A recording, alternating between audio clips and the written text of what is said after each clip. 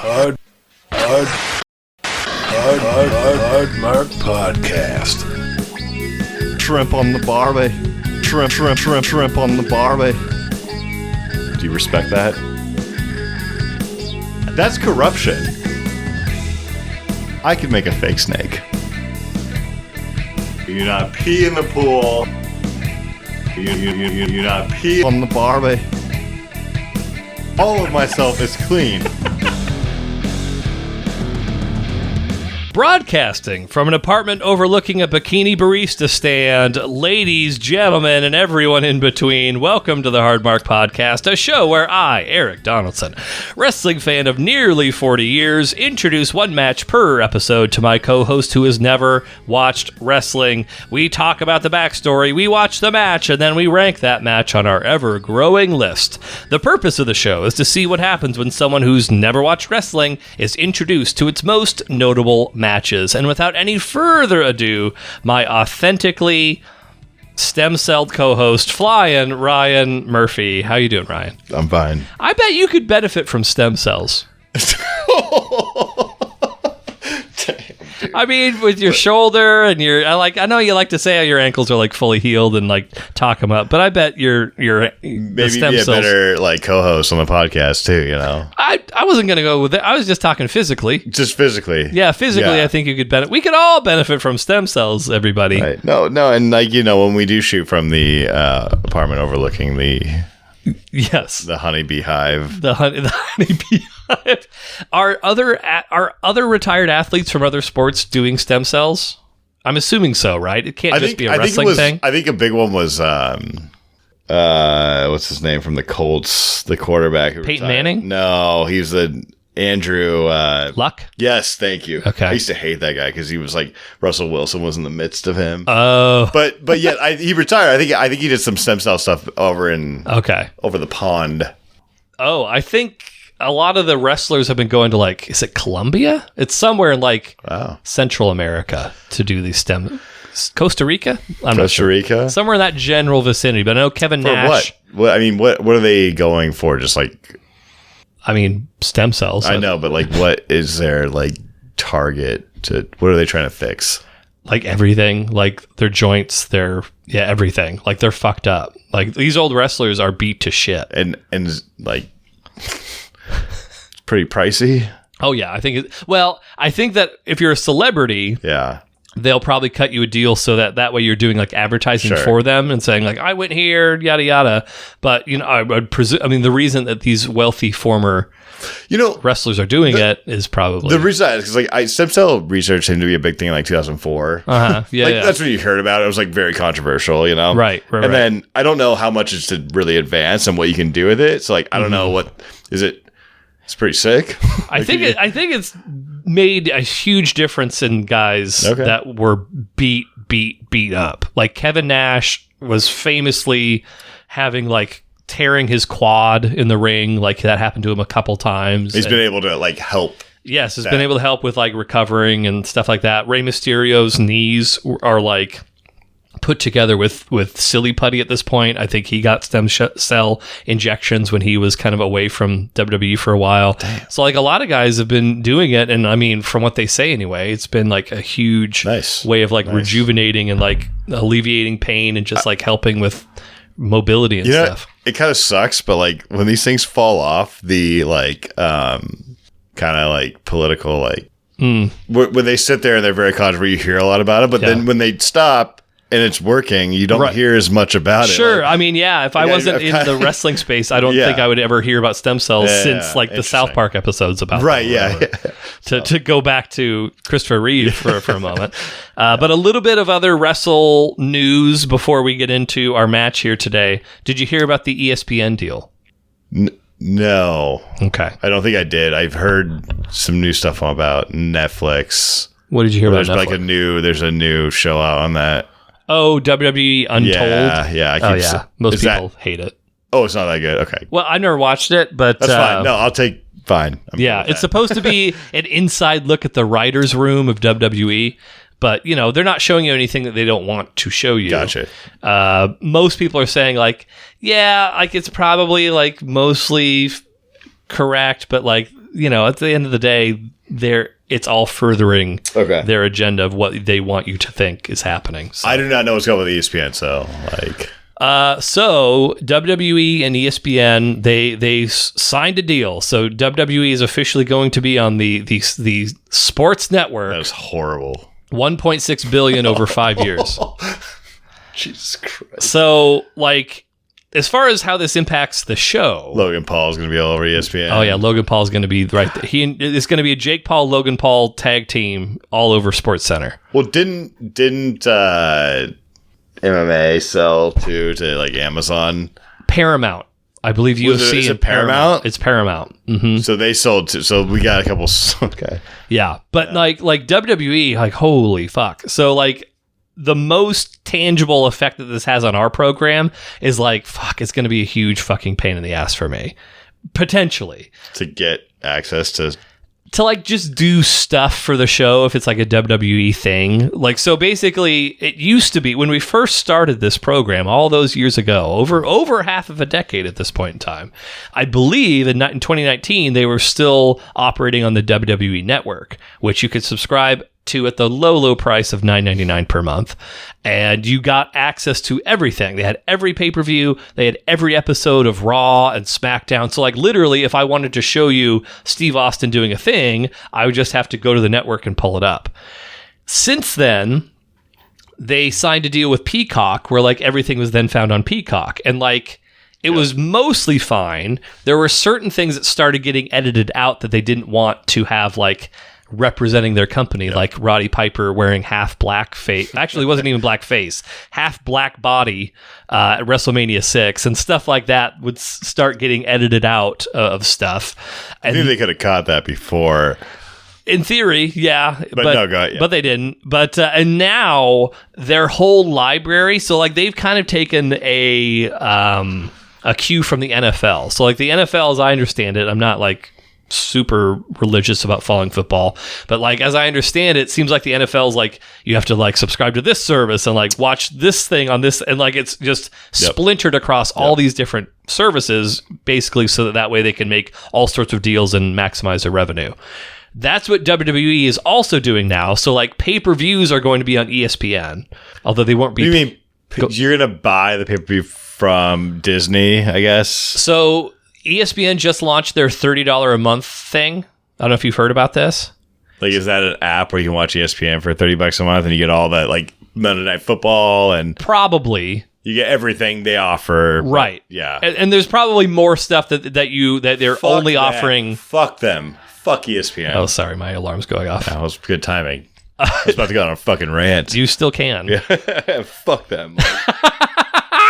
But so as far as the WWE component of this, and I'm sure there's lots of other things that go into this $30 a month tier, but if you're streaming, you have to subscribe to this $30 a month tier in order to see the WWE pay-per-view shows. You're not paying in addition to the $30. They call them premium live events now. They don't call them pay-per-views, but you have to be subscribed. You have to be subscribed. Or certain events, I don't think all. There's it's subscribed and you have to pay. The certain events are also going to be broadcast on ESPN, the channel. So if you have cable still, some of those events probably I wouldn't be shocked if WrestleMania was and SummerSlam and Royal Rumble, the bigger ones. So some of them will also be broadcast on ESPN. But go ahead. I'm just saying this. ESPN was my favorite thing as a kid. My favorite thing in the world. I adored it. Over boobs. I would wake over up. Pizza. Oh my God. I loved it. And then if this had come on now and there's a huge block of my with wrestling, I'd be furious. You're taking away from SportsCenter. You got Stuart Scott up there. He's dead now, but when he was, could have used some stem cells. Van Pelt, you got these guys, and you're gonna take. Are they gonna be calling wrestling now? Who knows? They probably have some new guys, but right. I'm just saying this whole twist on get ESPN into my ass with subscribing to it. fuck them. Like, sure. Okay. Yeah. I didn't know this. This is all new to me. And I haven't watched ESPN in 10 years. Sure. Because I don't have cable anymore. I haven't had cable for 10 years. We know. We used to work in the cable. We sure did. Us cable dogs. You understand. I'm right there with you. Who honestly has cable television where they're watching ESPN? I mean, my parents still. Yeah, do. my dad did. Okay, good. Yeah. But that's, I mean, it's going away bit by bit. But yeah, like what I was getting to was, so the pay-per-views are going to be on ESPN. I don't know where their back catalog of stuff is going to live. That's still undetermined. Right now, it's still Peacock, but I think that those rights are being negotiated for and will probably change next year. If you want to watch Raw, like even the old stuff, you have to watch it on Netflix. Like it's just, and SmackDown's on the USA channel, so it's just everywhere. So that not only is that financially very good for them, which I'm sure is their main motivation, but also one thing that this particularly benefits WWE for, that like the NFL doesn't have to worry about necessarily as much. The WWE are, in addition to trying to make as much money as possible, they're also trying to ice out as many other wrestling companies as possible too. And so if somebody gets and negotiates for WWE content on their platform, well, it's like, okay, well, we already have WWE. Why would we ever want anyone else? So like now they're not going to be looking for any other wrestling stuff. And so by having like 4 or 5 different partners, that essentially means that those 4 or 5 other companies are not going to be doing deals with other wrestling companies. So it's kind of a twofold benefit for WWE. Are we happy about this? I'm not. I don't think that. So like for me, AEW, which we'll get into, they're very entrenched with like the HBO group. And so I don't think that's going to be changing any time soon. But if like there was a big falling out and like the corporate bigwigs at HBO were like, we don't want wrestling on our show anymore. The hard thing is like, okay, where are they going to go when like WWE's in bed with virtually everyone else? What do you mean sell it? Sell it to WWE. No. Fuck no. Please don't do that. No, and don't put that evil out in the world, Ryan. I don't mean that and like do it. I'm just saying this is what happens when you do all this stuff. You get HBO and Disney fighting against each other. This is what happens. Sure. Someone sells. Someone like It's bad. It's bad. It's bad for everything. It's bad for consumers. It's bad for consumers. And there's no more consumer protection in this world. We're done with that. We're past that. Everybody. Just saying, like. Okay. So that was the ESPN thing. Anything else you want to say about that? Fuck ESPN. Perfect. Yeah. Last couple little bits of business. Front row WrestleMania tickets are available now, Ryan. Nice. How much? Great question. So this is a 2-day ticket. Yeah. So front row for both days. Where is this? It's in Vegas again. It was in Vegas this past year, just 2025, and they originally were going to do Vegas or do New Orleans next year, and I think Vegas ponied up some cash to. Well, they're a little dead right now. Yeah, so they effectively canceled the New Orleans WrestleMania and said, "Oh, we're not doing that anymore," which was a whole big thing. Like people, I don't think a lot of people had started making travel plans, but some had, and they were pissed. I'd be pissed. Anyway, front row is $70K. So you can look at it like $35K a night, which makes it slightly more palatable, perhaps. I'm sure someone's gonna have a lovely night. I mean, who could resist the allure of nearly being run over by Stone Cold Steve Austin drunk on an ATV? I mean, that just sounds like too good to be true. You're paying $70K for the privilege of that, Jesus by the way. Christ. Yeah. So, I mean, looking back on it, paying $1,000 for my front row at the Tacoma Dome, not so bad in retrospect. But yeah, things are a little out of hand right now. It is. Yeah. It's only going to go up. I'm glad that I paid what I paid when I paid the experience it. Already. Granted, would it have been better if I'd done it a couple years prior? Sure, but it's done. I don't need to worry about it anymore because.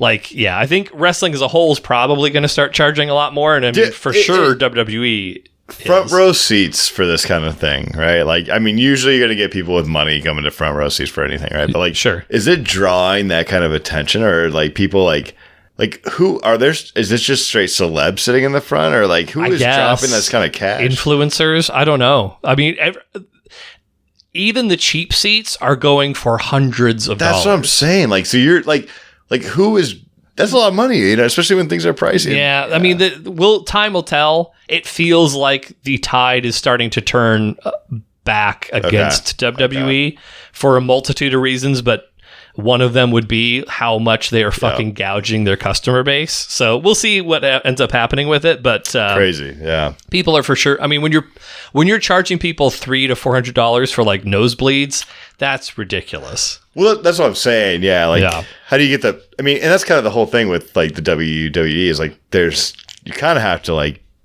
kind of real fans, Right. Yeah. I mean, you're not getting a lot of repeat. You're probably not getting as many repeat customers. Like you're getting people who are like, okay, like this is the one time we're going to wrestling, and then this is it, and then bye, and then that's the end of it. But they'll charge what they can charge as long as they can charge it, and then once they find out that like, oh, we're pricing our customers out, I'm sure they'll adjust to some degree, but it's still fucking ridiculous. Yeah. One last thing, really quick, and like, part of me doesn't even want to get into it, but did you see the clip of Rampage Jackson's son? I was going to ask you about this. Yeah. Was this the stream on like Kick or whatever? Yes. Yeah. Yes. Well, I just been hearing a lot about it. Oh, you haven't seen it? I did see like him like punch the guy like because he was 20 times. He threw him down. I did see part of it. Yeah. Yeah, it looked bad. Yes, it was bad. Among the most brutal things I've ever seen. Yeah, I mean the guy wasn't like he wasn't there. He was unconscious from the slam. Yeah. Oh, was he unconscious from the slam? He was. Yes, he wasn't able. He didn't react. He didn't. You're right. Yeah. Yeah. He wasn't selling. He was just unconscious from the takedown, and then he got immediately mounted and punched over 20 times in the head. Like.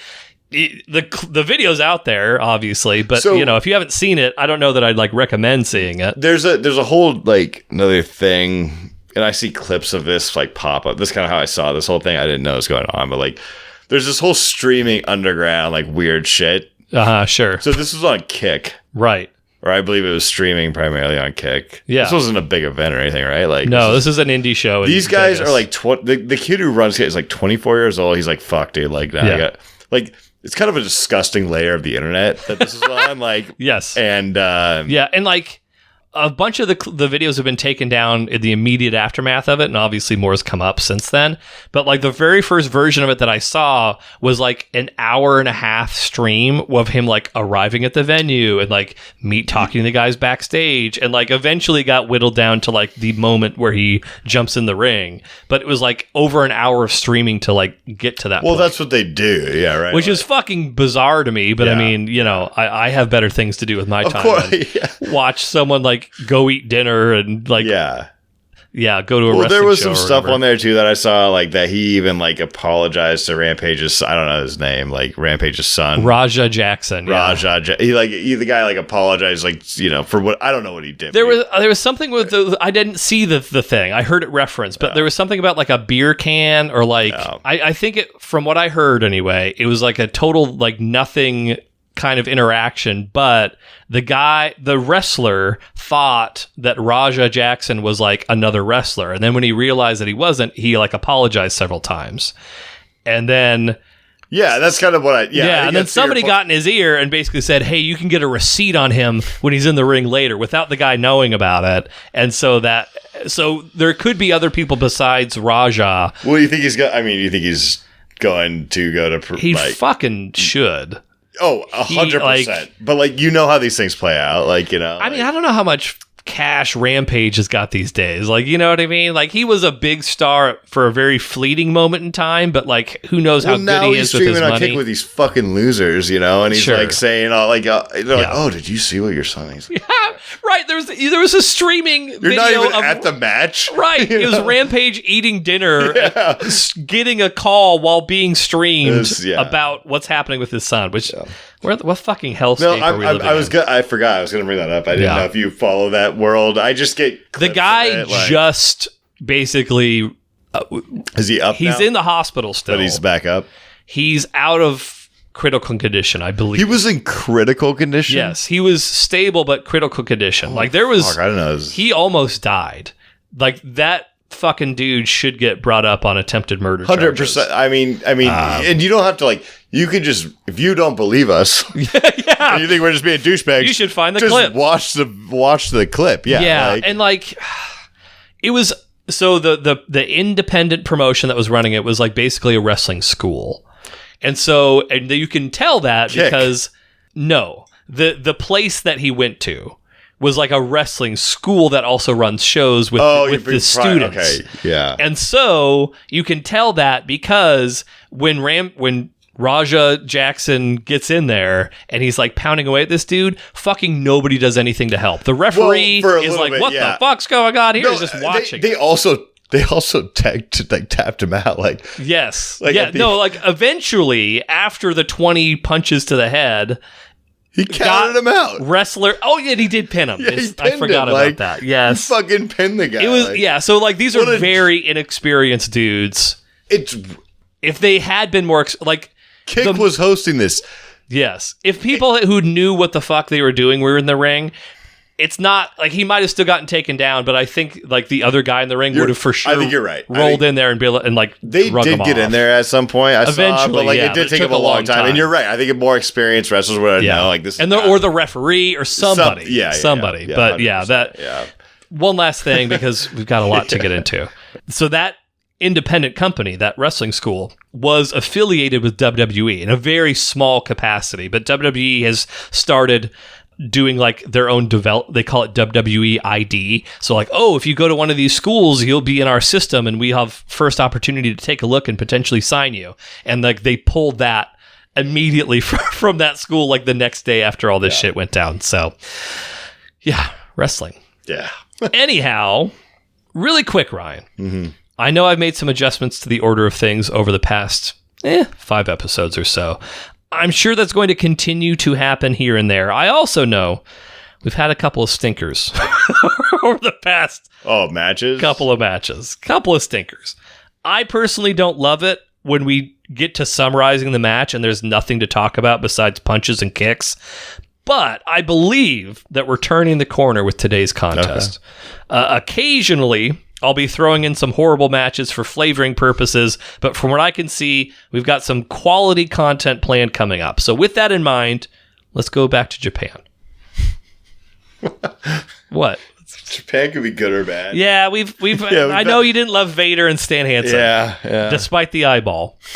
But let's refresh everyone's memories on one of the main stories that we were following before we got sidetracked by Steve Austin and WCW Invasion nonsense. In January of 2017, Kenny Omega and Kazuchika Okada faced off in the main event of Wrestle Kingdom in the Tokyo Dome. While New Japan was on many people's radars before that, speaking for myself, that match really set the wheels in motion of getting eyeballs from people who were becoming increasingly disenfranchised with the WWE product. Quick aside, the story of that match was that both men wanted to be the face of New Japan and make it a global wrestling company. Okada, being the champion and the top guy in the company for the past several years, claimed that he was the best man for the job. Kenny Omega, speaking both Japanese and English and delivering some of the greatest in-ring performances in all of wrestling, claimed he should be that man. And because it's been a while, I put a lot of fucking work into this, Ryan. I managed to find a highlight reel on Reddit, and then I edited it down even more. So let's take a look at that. So this is going to be highlights from the first match of theirs that we watched. Okay. We'll have to go out in the room. We'll have to go in the room. Okay.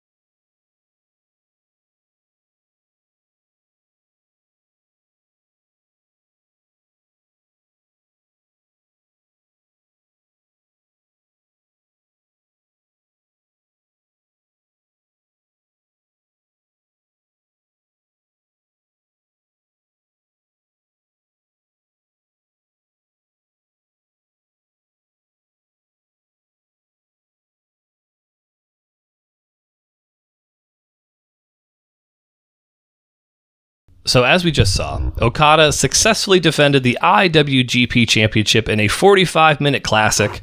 As far as the rankings, Ryan ranked that one criminally low at 21 in his great section. It is currently my number one match. That match? Yeah. That's my number one. We ranked that already. We ranked that one already. 21-1. 21 for that's you, a 1 bit for of me. a It's a bit. I mean, like that's out of like different. It. No, I. But yes, you ranked that one 21. Oh, well, I mean, that's your number one match. It was probably higher than 21 then, but it's it's been a while. But yeah, it's my number one match that we've watched so far. Okay. Yeah, so it's top of my amazing section. Should have told me that before we watched it. Oh well, sorry. I'll tell you where we rank the next one after that in a little bit. But 6 months later, in an unprecedented move, the champion Okada was actually the one to challenge Kenny Omega to a rematch, which again is almost unheard of that the champion would say, I want to fight this guy. It was an attempt to prove that he was head and shoulders better than any of his possible challengers, and he wanted to silence the doubters that thought if Omega was only able to hit his finisher, the one-winged angel, where he basically has the guy up in his shoulders and then drives their head down to the mat, that the result would have been different. This rematch, one of the most anticipated in modern wrestling history, would take place at New Japan's yearly summer show, Dominion. And wouldn't you know it, that's also a match that we've watched, and wouldn't you know it, I've got a highlight reel for that as well. Do you? Yeah, so let's... For tomorrow? For right now. Let's watch it. On your computer screen? Out in the room. Why did we come back in here, Eric? Like, what the fuck is going on, dude?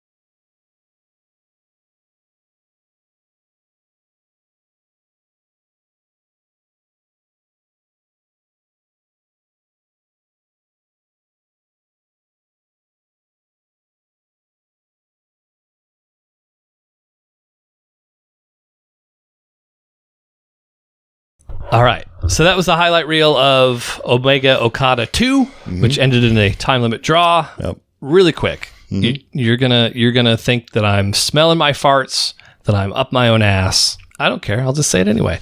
I love the callbacks from the first match that are in the second match. There's all these moments like the dragon suplex from the top rope, teasing that Omega's going to get backdropped out of the ring. They layer on top of all the stuff that you remember from the first match, which is the reason why, again, the highlight reel is there, just so you can kind of see like, oh, okay, these types of things are like happening, but they're happening slightly differently as each match kind of goes on. So the match itself in a bubble, I think, is great, but when you factor in the attention to detail of like, okay, how do we kind of tweak the formula of the first match, I think it's incredible. But as far as the result, as we just saw, that match would go to a 60-minute draw, leaving the situation between the two in limbo. I think that draw component affected Ryan's ranking. It is currently sitting at 39, firmly in good. Definitely affected the ranking. Definitely I was pissed off again when I saw it right there. You were re-pissed. It got you equally as pissed. 39, I think is fair, yeah. Yeah. I stand by that. Watching that highlight reel back, I personally think it's ridiculous that it's not at least great, but it is what it is. For me, I enjoyed it. Not as much as the first match. It's currently sitting at the top end of great for me at number 15. Now, that second highlight reel that we just watched from Dominion, that would be the last big event before New Japan holds its annual G1 Climax tournament. Probably the most prestigious tournament in all of wrestling. The top wrestlers in the company, and occasionally competitors from outside of New Japan, all compete in this round-robin style tournament, including the world champion, who was Okada. The competitors are split into 2 different blocks, with the winners of each block competing against one another in the finals of the tournament. If anyone besides the champion wins, they earn the right to compete at the world title at Wrestle Kingdom. And if the champion wins, they can select their own opponent for the big January 4th show at the Tokyo Dome. As a quick aside, I love the G1. I'm sure I've even mentioned this several times at this point. I know of your dislike of round robin tournaments. But in the context of pro wrestling, it's a great concept. You have guys who get hurt in the first match or two, and then he's nursing that injury, and his opponents are then targeting it the rest of the tournament while he's trying to survive and accumulate enough points to advance. You'll also have matches that end in unconventional ways. For example, in normal circumstances, matches rarely end via countout, but in the G1, you'll have guys that are specifically trying to win that way to conserve energy for the remaining matches in the tournament. I love that shit. I think it's great. It allows for stories to play out in the ring that you can follow over the course of the tournament. And even for guys at the bottom of the standings, they'll usually try to spoil the records of the guys at the top during the final days of the competition. It's also considered to be one of the most grueling things to do in wrestling in real life. The New Japan guys go really hard, as we may have seen during that highlight reel, and they're wrestling every day or two during the tournament. So oftentimes you'll see where a guy gets to a certain age and New Japan just doesn't bother putting him in G1s anymore because their body just can't take it. Now, as far as this tournament that we're going to be watching, the 2017 G1, unsurprisingly, both Kenny Omega and Kazuchika Okada would be participating. Omega had actually won the whole thing the year before, becoming the first non-Japanese wrestler to do so, and Okada was looking to become only the 3rd man to win the G1 tournament while holding the IWGP Heavyweight Championship. As luck would have it, both men were both placed in the same block, which guaranteed that they would face off against one another during the round-robin phase of the tournament. And so on the final day of the group matches, who should be matched up but world champion Kazuchika Okada and newly crowned United States champion Kenny Omega. Going into their match, as everything played out, the winner of their block would be decided by the result. Okada was in the lead with 13 points, while Omega trailed just slightly behind with 12 points. With that 1 point difference, it meant that if Okada wins or ties, he advances to the finals. The only way for Omega to advance is by getting a win. Now, as we saw in their last match, these two men are very easily capable of going 60 minutes. However, in the G1, every match has a 30-minute time limit. So that's really the most important wrinkle of the whole thing. The past 2 matches that these men have gone 45 and 60 minutes respectively. So a 30-minute time limit means that not only does Omega have to beat a man that he's never beaten, but he'd have to do it in less time than he'd ever had to do it in. For Okada, while I'm sure he would love to get a decisive win over his greatest challenger, he's nursing a neck injury going into the bout. So a case could be made that his strategy should just be to play into either having the clock on his side and to force Omega into going too fast and making a costly mistake, or to wrestle defensively to eat away at that 30-minute time limit. So no wacky shit, unfortunately. I know it's very disappointing that there's no Zambonis or beer trucks or anything, but there is some intrigue around the tactics that each man will have to employ. But either way, we're going to Tokyo, and we're going to sort this whole thing out. A Zyn-less Ryan, any questions? No, it's good. His eyes are rolling in the back of his head. Are we going to see another tie after 30 minutes, or like where are we going to land? Well, I'm curious to see what happens if you pick a tie. So wrestle with the data. 60 wins, 43, 30, no way. 43 losses and 3 draws. 107th match. This is our 99th episode, by the way, Ryan. Oh, fuck. Match number 100 is coming up next time. You're on a 2-match. Playing that for a weekend. I guess so. 2-match win streak. Your average New Japan ranking is 43. It's 36 for me. It's not that good. Yeah, it's higher, it's upper gone end. Down ever since like the first match. Potentially, yeah. Your average Kenny Omega ranking is also 43. That's interesting. 28 for me. Average Okada ranking is 41, 15 for me. And then your New Japan prediction record, 3 wins, 5 losses, and 2 draws. So the tail of the tape. But I can tell Ryan is already clamoring. I'll do my best to get him some snacks. We'll get some food in his tummy or something. I don't know. Or whatever he needs. What do you need? Do you need me to fucking go down on you? What do you need right now, brother? You need something. What do you? Do you need me to suck your dick? What's going on here? Eric, no. I just need you to show me this goddamn match, all right? Okay, I appreciate you getting into the microphone for this. Yeah. All right? No more back and forthsies. No more fucking shitty superhero questions. All right? This day has not gotten any better since I got here, all right? You got to see a still moody. You got to see a cool piece of equipment. Yeah, that was nice. Yeah, you got to see a nice little tractor cool. thing. Yeah. That's neat. 1980s it was made. Yeah. Anyway, we'll watch the match. We'll be right back. So we will keep an eye on the time. Now, do you think Okada's a guy that looks to run the clock out here, knowing he just needs a draw, Rocky? No, I don't think that he's that kind of competitor. And this crowd is electric, getting to see the third in the trinity of Omega Okada. The first one changed the wrestling world. The second one changed the universe. What's going to happen tonight? That's a 240-pound man launching himself. Incredible athleticism of Okada. We've said it before. So the idea of Okada milking the clock and trying to get to the draw is completely ludicrous with the way Okada aggressively went after Omega. And that trainer's tape is like a bullseye for Omega. Jenny! V-trigger! That's the move that's worked all night for him. He's setting him up. He's setting him up. He's got him. He's got him. He's got him. He's got him. Two.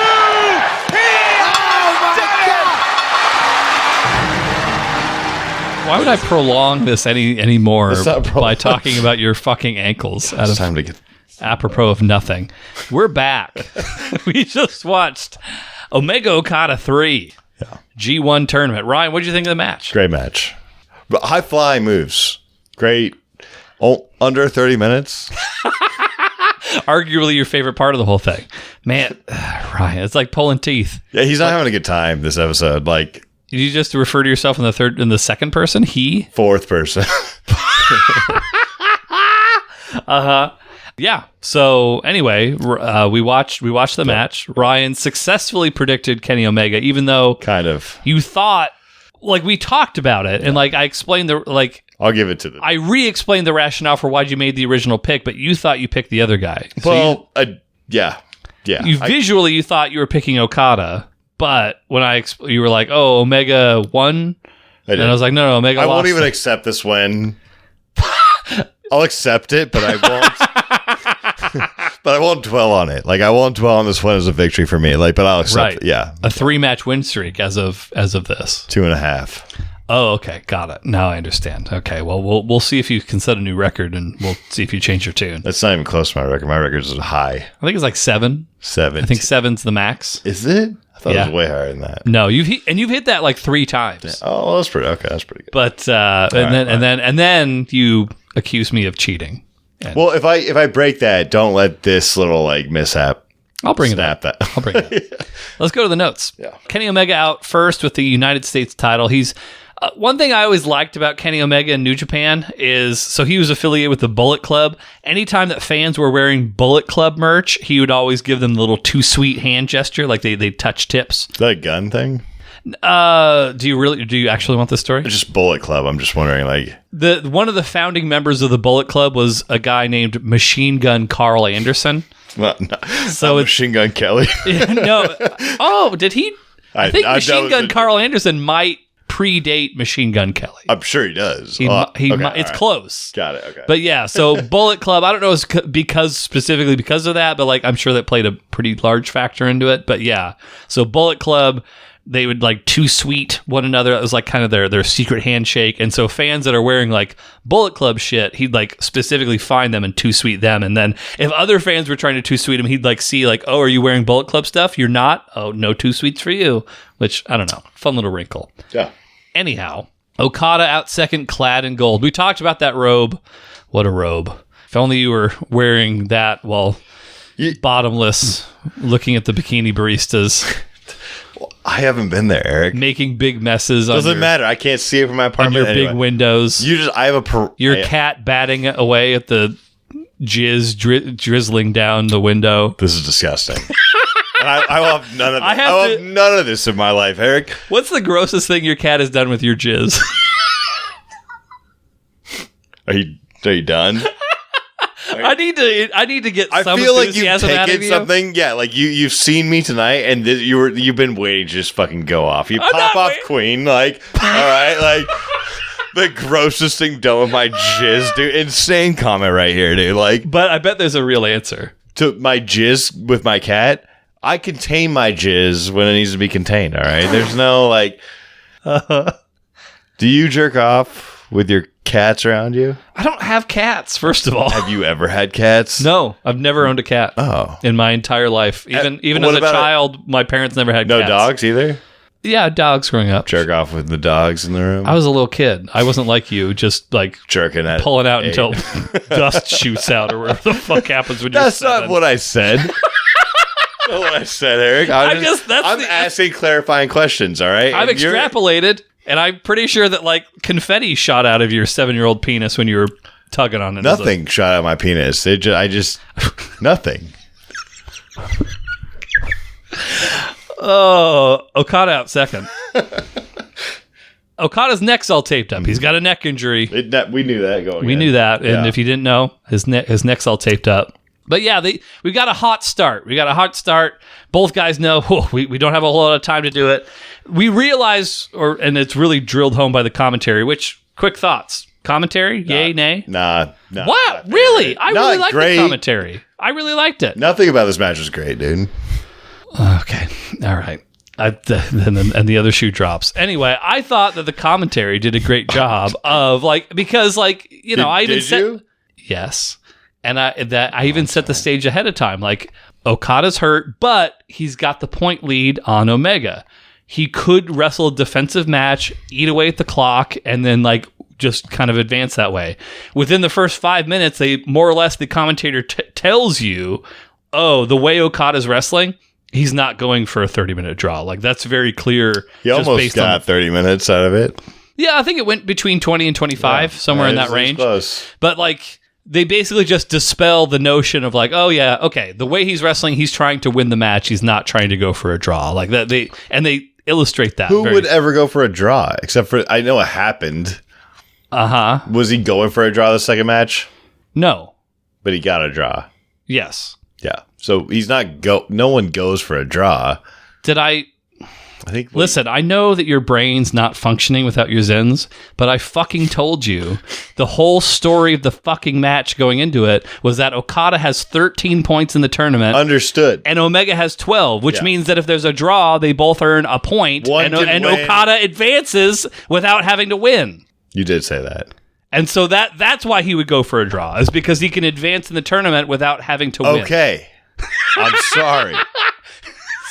Does that make sense to you? I understand. Cat Jizz Boy. Stop saying Cat Jizz Boy, all right?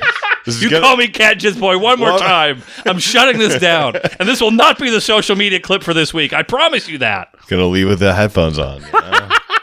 I'm taking these cans off. Omega goes for a V-trigger. Okada with an attempted Rainmaker. If I say Rainmaker, do you know what I'm talking about? He, like, attempted to go for it a bunch of times. I think he hit it. I don't think he did hit it in this match, now that I think about it. But anyway. Strip club reference. Sure, yeah, let's just say that. Eric, I could tell you should we just wrap this bitch up? No. I already said I was annoyed by the fact that we're just talking about punches. We can actually have things to talk about in this match. Sure. Let's get to them. Okay, fine. All right, let's move on. So I think the first major thing that happens in the match, I'll jump ahead a little bit, but probably the stuff on the outside. So, like, Omega gets drop-kicked to the outside. Stuff. And this is right around the point where you made your pick. I don't know if this influenced it in any way, shape, or form. But Omega hits a reverse Rana also known as a Poison Rana, which was basically he's up on Okada's shoulders, backflips backwards, and then Okada lands on his head on the floor. I saw that. And then they did, which I know you didn't love this part, but like they did the spot where like, oh, the referee doesn't know if he can continue. Let's get the trainer in there. Let's check on him. Did that have an influence on your choice at all? Are you talking about with the doctor and the referee and everyone was in there? Yeah. Right. Yeah, a little bit. Yeah. Right. But you thought you were picking the guy that was on the ground. Yeah, I got fucked up. I got all twisted. That's okay. That's why I can't accept this win in full. That's okay. You said the right name. I don't. Yeah, I mean, I don't know how you would not think that Kenny Omega wasn't. I had the right story in mind too. Right, just the wrong guy. You confused Kenny Omega with the Japanese guy who was Kazuchika Okada. You're saying this now, like it's like a chill thing, but like everyone who knows wrestling is gonna be like, dude, what the fuck happened? Like, I mean, I also forced you against your will to watch 12 minutes of highlights before the match in the hopes. Well, it wasn't the 12 minutes. It was that you took me 6 minutes and then you came back in here for 15 seconds, and they're like, so sit down, and they're like, oh, we have 6 more minutes of highlights. That was the fucked up part. Like, it's the expectations. I get it. It's the implication, you know. I apologize. I shouldn't have done that to you. Thanks. I should have set the stage. We're going to watch 2 highlights back. This is not my finest episode. All right, I'm sorry. I think people think that you're doing a really good job talking about. So? Yeah. Wow, dude. Yeah. Appreciate Despite the cat. Hey, chat, I appreciate you. Wait, were you around when I brought that up at camping? What? I asked Brown's girls, who I think are like 12. I was like, do people say like chat? And like I was going through like the Rolodex of like, okay, there's Riz, there's chat, and like this is Cheeks. I think that was another one. And I was told like, kids don't say that. But when I did the chat thing, like, hey, can I get a +2 in the chat? That they laughed at. Chat, yeah. See, chat, I think is the thing. I think that is the thing. It's like they're talking to their thing, you know, like their kick. Their kick. Their exactly. Twitch. Chat. Oh, what do you say? W's in the chat. Like, wait, do you watch Twitch? I watch, so I get clips of it. Okay. So I've never watched that's where the money is. You just clip farm these bitches, you know, and I'm like, it's gross. Like this is for a separate conversation. I'm going to leave it. But like, yes, there's a reason this keeps feeding my feed. It's not good. It's ugly. It's disgusting. It's gross. Right. Exactly. Damn you, Raja Jackson. All your kick. But it's clips. there. It's there. So I understand the lingo. Okay. Chat. Yeah. Chat.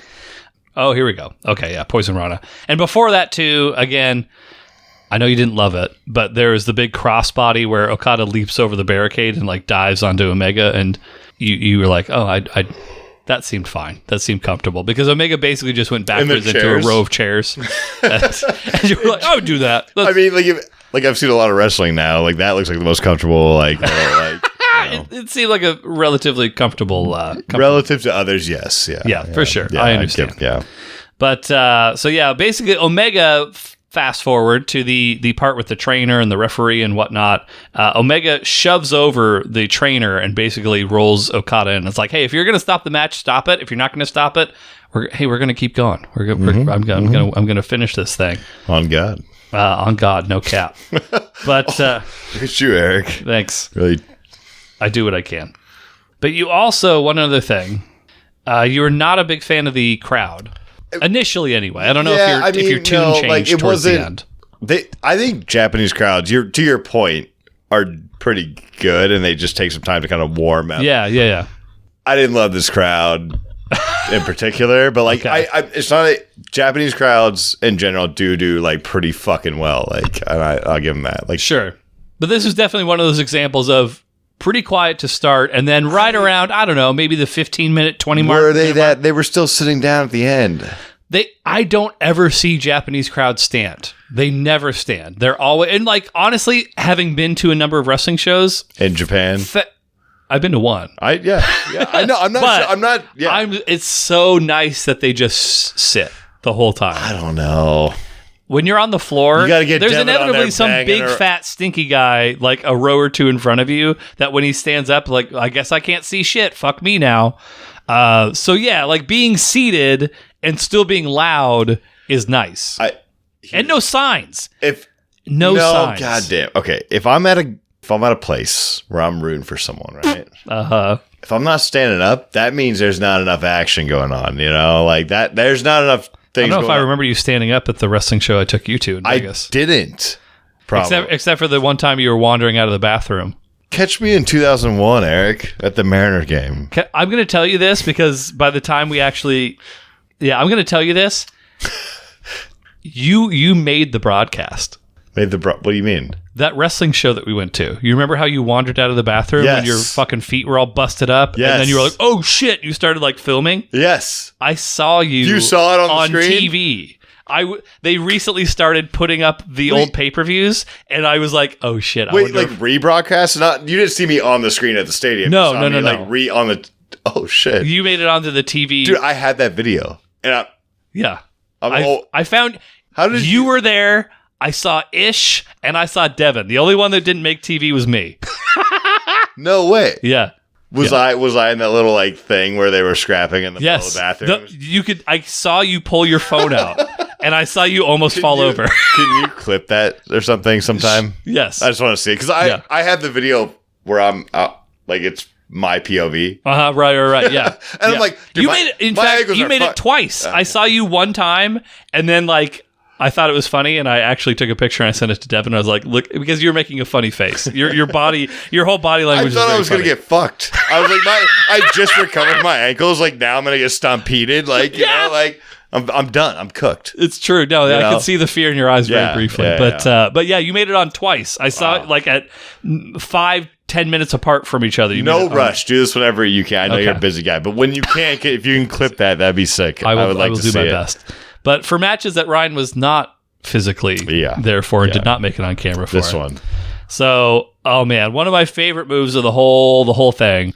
It's called a uranagi. It's basically where you grab hold of the guy like underneath his armpit and kind of like grab him by the shoulder. You pee on him. And you piss on him. And then your cat comes in and like does stuff with the piss. But no, it's like the rock bottom that The Rock does. But anyway, Omega hits the best looking uranagi of fucking all time. It's where he slams that and like Okada falls right on his fucking neck. And like they get this shot of Okada looking at the camera and like he just looks so glazed over and so glassy eyed. It's like, I'm sure he's selling, but like I'm also sure like that shit hurt really fucking bad. But anyway. They do a good job with those type of like, especially neck moves. Yeah. That's the main staple of Japanese wrestling these days is like, yes, guys who take neck bumps. They did pretty well, dude. Yeah. They train their necks quite a bit, but it still takes a toll, that's for sure. But right around that point, we get the announcement. It's the 20-minute mark, so 10 minutes potentially left.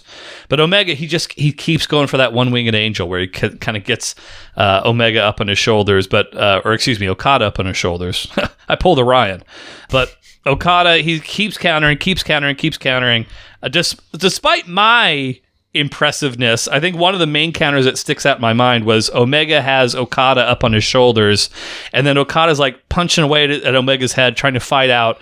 Omega like pushes him off of his own shoulders, clutches him around the waist, and then back suplexes him. Again, Ryan shit on it in the moment, but I just think from like a sheer strength perspective, because Okada's feet never touched the ground. So, like, I don't know. I thought that was a great moment. And then we got a V-trigger attempt, that drop kick from Okada, where they showed the replay and it, like, just caught Omega flush right in the face. And then I think Okada even landed on Omega's face as he was coming down from the drop kick. That was something. But yeah, Omega eventually, he hits his V-trigger, which is his big running knee. He hits a double underhook pile driver called the J Driller. Okada kicks out, but he doesn't have enough in him to kick out anymore. So Omega goes for yet another V-trigger, hoists Okada up, finally hits the one-winged angel right in the center of the ring. There's no getting out of that. Ball game. Kenny Omega wins. Setting the record to the two men to 1-1-1. So good. One for Okada, one for Omega, one for the draw category. Let's rank it. This is more of an attitude ranking than it is a... If you don't be scientific about this... I don't know how I can. It was a good match. I'm replacing you with Colton next episode. You would never. I would. And I will. Would fuck up this. He'd fuck up the whole goddamn thing. You wouldn't forget his Zyn, so I'll tell you that much. Let's see. He'd have a funny cat jizz story to tell on the podcast. That much I guarantee.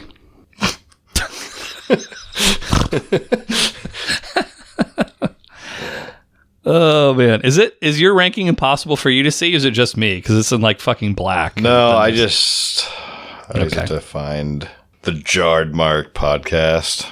Just kidding. That's just a fucking funny joke. Oh, they're really good. So just break my heart now. What section are you thinking? You don't have it up on your screen either. I'm looking at my phone. Okay. I just gotta log into it. He's gonna miss Chick-fil-A all because he's taking so fucking long to pull it up on his phone. I might just go to Arby's now. You have an hour, over an hour. I don't know if what the Bothell hours are, but the Everett one is open for another hour. It's okay. So we have great would be the top. No, amazing's the top, then great. Great would be second, and then third would be good. Yeah. Mm-hmm. Good, then okay. I think I would put this in good. Okay. Like I didn't like it was a good match, and like I don't know like for me if it like jumped up 2 ranks. Like sure. That could be me, but give me the range of good right now. So good goes from this is for you, 30 to 51. So you got about a 20 match ranking in there. Let's see if there's anything recently that we've seen that. This isn't recent, but Kenny Omega Kazuchika Okada 2, the 30-minute draw, is at 39. Which is kind of like right in the middle-ish of kind of in the middle there. Let's see what else has happened recently. I hate to shit on a Japanese match, like some good wrestling right there. Like, what's the most recent? Is it? You haven't really put anything there recent. Oh, Rocker. You probably don't remember this. Rockers versus Brainbusters. Does that ring a bell to you at all? Brainbusters does. That was like tag match. It was kind of an old school tag match. That you've got at 40. There's also the Stone Cold Steve Austin versus Kurt Angle versus Rob Van Dam triple threat. That was our 100th match that we watched. That's at 33. Let's put this in the kind of a 35-ish area. Okay, so you're thinking this is better than Stone Cold Steve Austin versus The Rock. Did I say that? Well, if you're putting it at 35, you are saying that indirectly. Should it not be above that? No. Okay.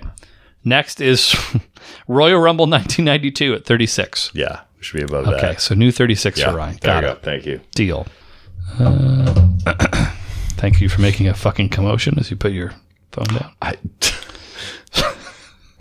Fucking princess over here. Okay. Oh, we're going to let all the skeletons out of the closet, Eric. Well, I saw you doing stuff in that tractor.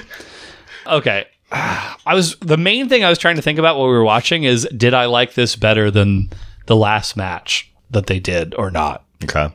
I don't think I did. What did you have the last match at? For me, it's great. I want to say is it 15? Is it 15? It is 15. Okay. So I think this is going to be lower than that. So let's see. Below that, Eddie Guerrero versus Rey Mysterio. I think this is not as good as that. Rob Van Dam versus Bam Bam Bigelow. I don't think this is as good as that. AJ versus Samoa Joe versus Christopher Daniels. Not as good as that. Let me just jump down a little bit. Okay, here's another Japanese match with Okada. Okada versus Katsuyori Shibata. I think that was better than this. And that was? That's 28 for me. Oh, okay. What did you put it? 36. Okay. Yeah. Mankind versus The Rock, I quit. We're getting closer. Ooh, Sabu versus Terry Funk. No. I really don't want to put it the same number as you. Just are you thinking I'm dead on? We're pretty close. We're pretty close. We're pretty close. Oh shit! Any more catches jokes, Eric? While you're fucking trying to step away from my ranking. Fuck. I'm gonna put it 35. Well, oh damn, dude, that is way closer than I thought. I'm saying this is not quite as good as Sting versus Cactus Jack, but better than Will Ospreay versus Ricochet. It was a good match. I just, 35 for me. I feel like you caught me differently. I could have gone up. Tomorrow's bath day. I already told you this. Thursday wouldn't have been a good day for me either. It would have been just mildly it would have just been maybe worse, but just planned. No, this was planned. It was my fault. I'm just saying, it's just Well, next time, everybody. This was episode 99. Thanks for listening. Oh, we got a 100th match. We've already watched 100 matches, but we've got episode 100 next time. Yep. I don't know exactly what I'm going to do. Like, I feel like we should do something special. Tequila. What do we do for like? Oh, God. It was tequila. It was tequila and... Eric's a father. Did we do air fryer wing? I mean, I would really need to rely upon Heather to, like, take Don't care make of... this a thing. I'm not... Yeah. What? Are you speaking as me Don't now? make it a big deal. Don't make 100 a big deal? I'm doing a little bit of a special thing. I'm not going full balls out. Yeah. Like, it's hard. Like, with our current setup, we can't really have, like, too many guests at the moment. Like, I would like to be able to have guests, but we'll see. I don't know. Chris Paxton, Tony Tate. Oh, what a combo.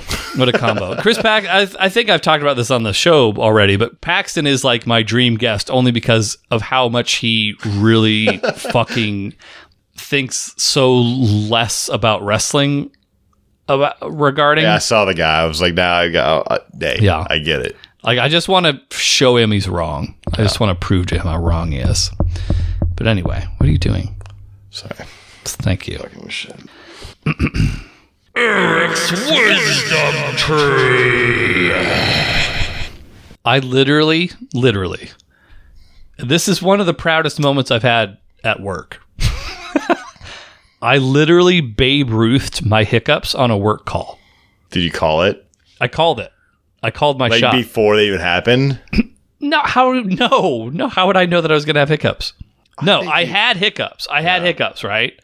I had hiccups, and I was in the mid. I'm like, my job. We don't need to get too much into detail about it, but my job is basically like running hour-long calls, and like I'm talking for almost the entire hour, or 45 minutes, depending on kind of how it goes, whatever. But like as has happened a couple times recently, not like super frequently, but like I got hiccups in the middle of it. Usually if I'm drinking fizzy beverages, there's a higher chance that I may develop hiccups while speaking. Yeah. And so if I swallow wrong or whatever, like, oh shit, I got hiccups. And so I literally, on this call, I was like, I had hiccups for like a couple of minutes. I waited for this point where it was like a good like spot for me to like stop talking. I was like, give me a second. I'm going to try and get rid of these hiccups. And I put myself on mute. And I have a hiccup cure, which we can talk about. Yeah. But I fucking did it. Waited a minute. I was like, I think I fucking did it on the first try. That's incredible. And took myself off mute. Like, okay, let's go. And like, if I was a fucking attendee on that call, holy shit, I would have been like, I'm shocked that nobody asked me, like, how did you get rid of your hiccups? Like, nobody asked. Well, you say you called your hiccups. You called the end of your hiccups. Yeah, I Babe Ruthed. The end of your hiccups. The end of the hiccups. Not like, you didn't Babe Ruth like your next hiccup. No. Well, I mean, you can just say, I'm probably going to hiccup in 5 seconds. Is better. What you said is better. I'm sorry. I just thought you were like, oh, I'm going to have the hiccups when I like called it. Like, you're saying I called my shot. I'm going to get rid of these hiccups right now. And then I did it. Nice. Okay. On the first try. Usually my method, it can take 2 or 3. And it's not even my method. It belongs to a friend of the show, Aaron. I stole it from him. What is it? Yeah, let's talk about it. Am I getting hiccups right now? You deserve them. Maybe not. Why? You've been an asshole the whole time. What have I done? Name one thing. Cat jizz on the walls. You did that. No. You're the one who's like forcing your cat to like paw at your own jizz when it's like drizzling down Don't the make windows. this about you, Eric, all right? I'm as far removed from the situation as I can get. It's not about me at all. I've never even owned a cat. But anyhow. So here's the strategy. So let's say you have hiccups, whatever. You take, and again, this is, if anything that you poke holes in, you're not poking holes in my strategy, although I've adopted it. I'm not. This I'm is waiting Aaron's. for a goddamn answer, dude. Like, I know how you operate. Your brain's just like, your fucking thing sucks because of X, Y, Z. I hate the hiccups, dude. I want to know how you fix them. I'm shocked I've never told this on the podcast. I thought this was new. I'll go through it. So, let's not take 30 minutes here. Let's take... We need to go into I've got actually a couple highlight clips of me killing the hiccups. Can we go back in there? Yeah. Respect the amount of time that I edited these clips, Ryan. Anyway, so you have hiccups, right? You take a big breath in. You fill up like your whole chest and mouth with air. Diaphragm. Thank you. Yeah, diaphragm. Yeah. And then, as best you can, and like I think this is something you could in theory poke holes in, but like you just have to go with me here. Okay. You try to breathe the air out of your mouth while holding air in your chest. How does that work? So I'll just do it. I'll try to follow along with me. I'm just asking. That's it. Hold here.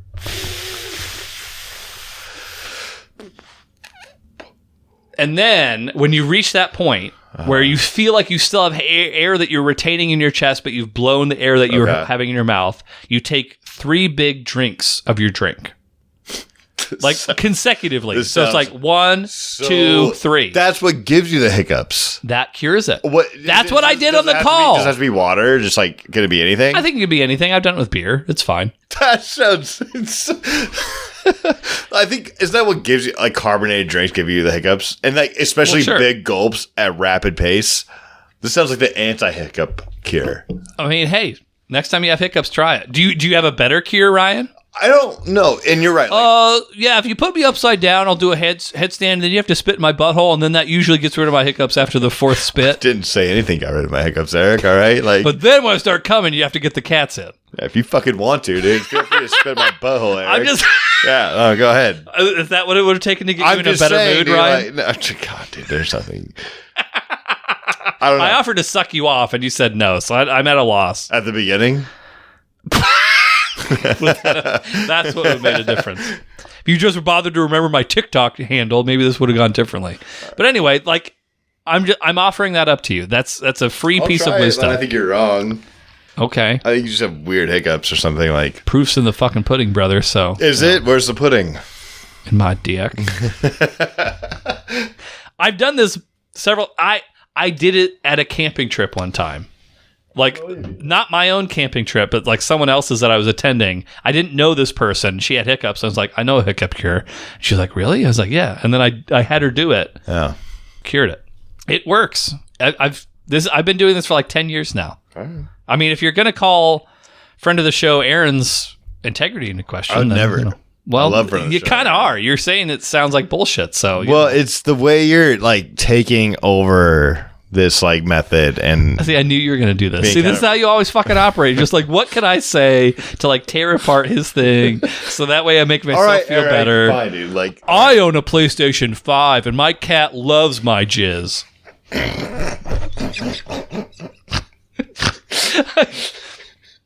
I couldn't find my Zyns in my dirty ass fucking Subaru, but I'm here. All right, Eric, let's wrap this bitch up. All right, fine, we're fucking done, dude. All right. God damn it. All right. I'm glad not every episode's like this, but it is nice to occasionally just like get the aggression out. You know, every episode should not be this way. But if Ryan's going to be all punchy, then fuck that punchy. guy, right? Am I punchy? You're a little punchy. Anyhow, rate and review us. Yeah. This is a 5-star episode if there ever was one, folks. So if this doesn't get you 5 stars, nothing will. We'll be back. The episode 100 extravaganza next time around. Rumpus time. The episode itself. I've got some ideas. There will be, I will commit to this because it's basically done already. So I can for sure say this. Special theme song. So look forward to that. So if you are not hard, get hard. Once you get hard, stay hard. That is all, folks. I bet you could benefit from stem cells.